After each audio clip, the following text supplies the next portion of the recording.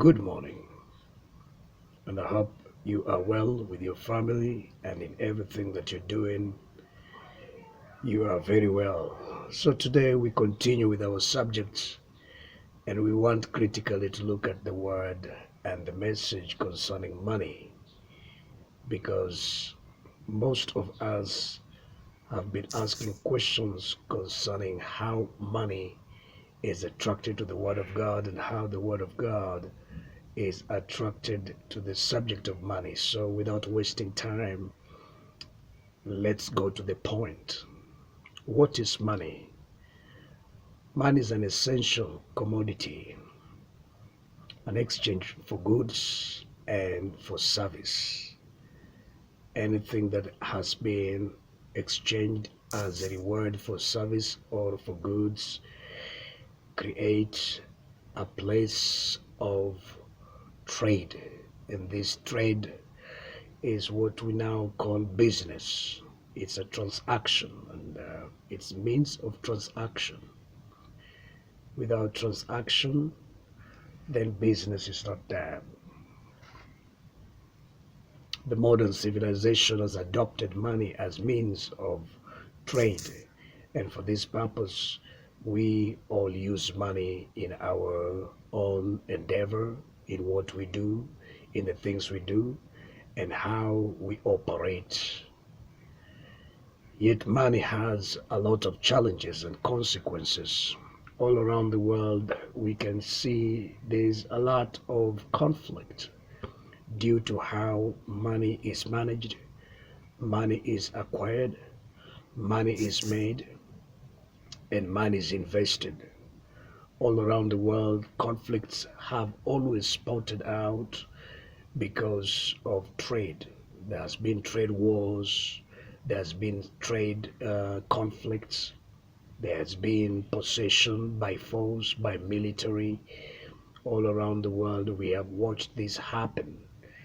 And it is important that you understand that money holds a very critical and essential place in humanity and in our life as human beings. 80 to 90% of our investment, time, and efforts, and everything we do surrounds money, a very important commodity. It actually divides the line between the poor and the rich. It also orchestrates how to create wealth and how to destroy that wealth.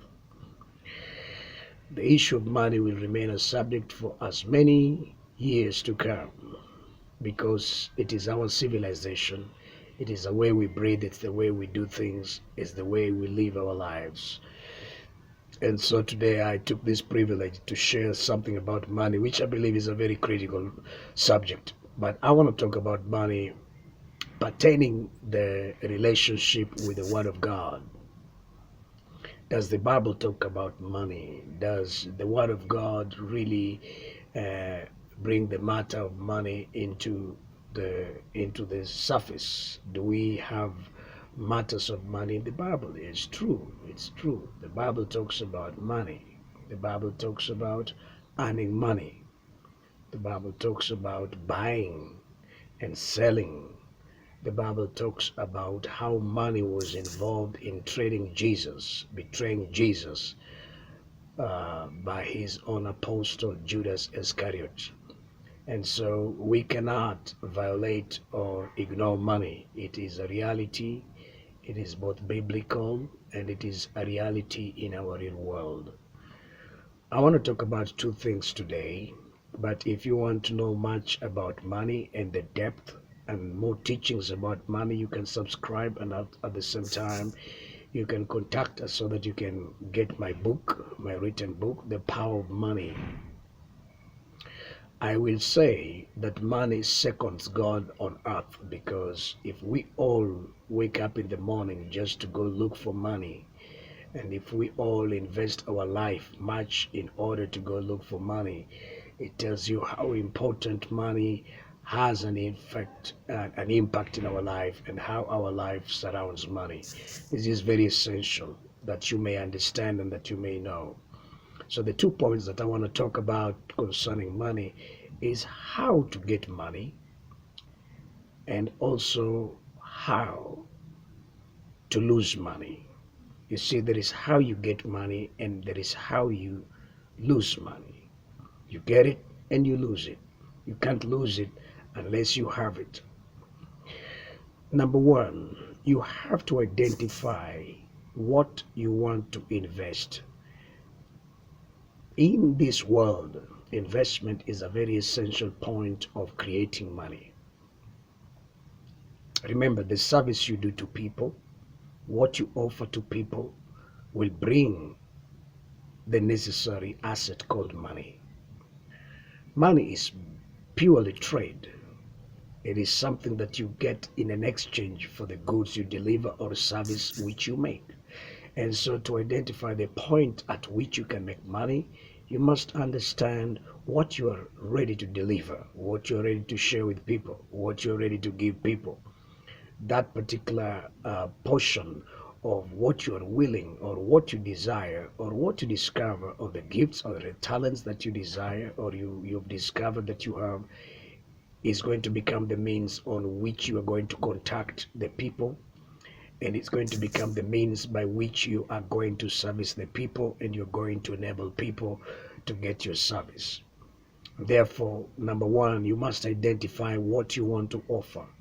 If what you offer is popular, if what you offer has a high demand, then you're in a position of creating wealth and creating money.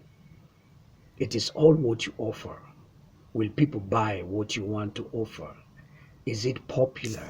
Will it affect more lives, more people, more persons? Is it something that works with time? Is the time frame operating and matching your commodity, your goods? Are you giving the best service? Does your goods have quality? Is it something that everyone is looking for? It is important that you understand, even if you're a Christian, that without working, without actually taking yourself out there and offering service, there is no way you are going to acquire money. And if you cannot acquire money, you cannot acquire wealth. Many of Christians have been deceived that if they just pray and fast, then money will come. This is a lie, because the Bible makes it very clearly that he who does not work cannot eat. The Bible also says that God is not mocked. You reap what you sow. So in the pursuit of money and in the money creation, you have to understand the rules work both to the people in the world and to the believers. If you don't work, there's no way out. You are going to earn a living. And if you cannot earn a living, there is no way out. You're going to create wealth. And if you cannot create wealth, you give or you expose yourself to an experience with poverty. So poverty as an element is something that you can create by your own ignorance. You can choose to delude your mind that you will wake up in the morning and find boxes of money on the table. You can choose to delude your own faith that an angel will come and drop a piece of bag on top of your table. Those are possibilities, but they are very limited. Miracles were not happening to everybody. There were many blind people in Jerusalem, but just a couple of them received their sights. Why? Because every miracle that happened was for educational and also to show how God operates and who God is and what God is capable to do. And so you cannot just live on miracles. You have to walk in reality, because majority and much of your life will be based on reality. And that's why it is essential that you understand that the principles of acquiring money work the same. You have to have a vision and you have to work according to your vision. Don't be scattered around. Choose what you want to achieve and choose the price you're going to pay to achieve it. Because money is going to push you to pay a price. You're going to be waking up in the morning to study. You're going to be waking up in the morning to go to work. You will find a lot of challenges in your pursuit of money. Never neglect the reality of each and every one of us, the responsibility that money brings as a burden to each one of us. For us to have a happy life, a successful ministry, any business that we do, money is essential and a central part of our own living as human beings. And so it is important that you understand that you must develop a character or a lifestyle that is based on a very disciplined program. This program will lead you to create wealth. You must have your life divided into visions. You must have immediate vision, short-term vision, and long-term vision. Understand what you want to achieve at the time frame, at the period that you want to achieve what you want to achieve. Understand that you have the opportunity to achieve anything under the sun. Understand that opportunity is available everywhere you go in the world. If you don't find that opportunity in the environment where you live in, there are many places you can find that opportunity. You can travel abroad. Human beings with about 7 point something billion people around the world. And each and every of these human beings need a service. And you can have a service to somebody else somewhere else, and they can give you back what you deserve. So do not live by handouts. When you have talents and you have gifts and you have strength, and you can share your strength and your gift and your talents in order to acquire money. Therefore, don't be deceived. God is not mocked. You reap what you sow. And this is what I wanted to share with you today. And I hope next time I will go deeper concerning issues of money, how money affects our society, where money is heading in its own entity. We are now foreseeing what is happening around the world. Coronavirus is bringing a lot of challenges. In the United States of America, almost 30 million people have lost job within a very short period of time because of the pandemic. Where these people are going to get jobs? There has to be created. There has to be innovated. So there's going to be a lot of crisis all around the world because of the virus. The pandemic has really brought a lot of chaos. Governments, leaders, and individuals need to really reprogram their lives. It's not going to be easy, but it's going to be possible. I will be talking about the consequences of coronavirus to the economies of the world and how we can overcome this challenge that has befell all of us around the world. Thousands of people have been infected, families have been left orphans and widowed because of coronavirus. And so we have to understand that we are facing a reality that does not need us to start digging up some cheap ways and methods of survival. And sometimes when things are tough, we need to take some tough choices, tough decisions, and tough ways in order to combat whatsoever is facing us and the tough environment that we live in and the tough challenges that we have. I will be going deeper onto that matter. But today, it was my privilege and honor to share with you concerning money. God bless you.